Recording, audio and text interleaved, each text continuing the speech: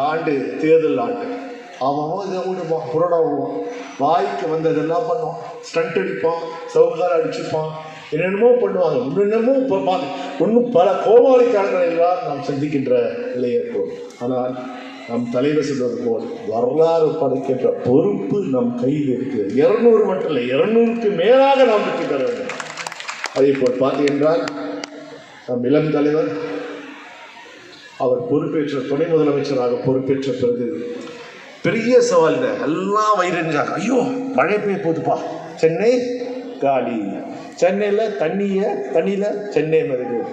ஆனால் தொடர் கூட்டங்களை வைத்து சென்னையில் தண்ணி தேங்கக்கூடாது, அது எவ்வாறு வெளியேற்றுகின்ற முறையை சிறப்பான முறையில் செயல்படுத்தி, குறிப்பாக நம்ம பகுதியில் பார்த்தீங்கன்னா ஒன்றா தண்ணி நிற்கும். வரதராஜபுரத்தில் கண்டிப்பாக இன்றைக்கு பார்த்தீங்கன்றால் இன்றைக்கு மழைநீர் கால்வாய் கட்டி நேராக பக்கிங்ஹாம் கிடைக்க மயிலாப்பூர் வரைக்கும் பக்கிங்ஹாம் கனாலுக்கு நாம் மழைநீர் கால்வாய் செய்து கொடுத்திருக்கிறார் நாம் துணை முதலமைச்சருக்கு.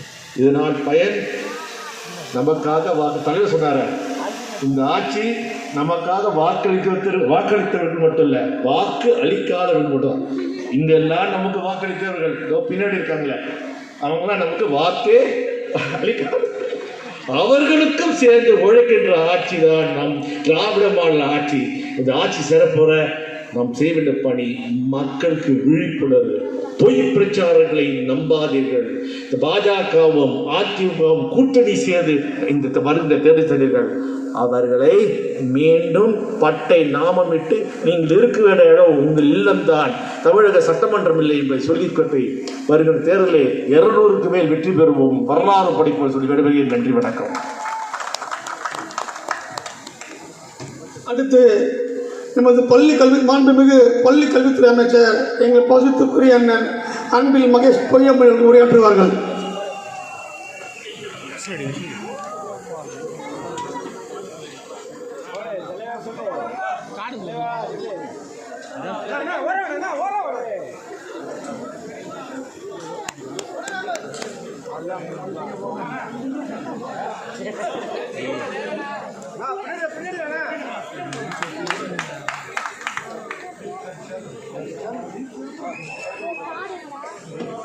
மேலே ஏறாதீங்க.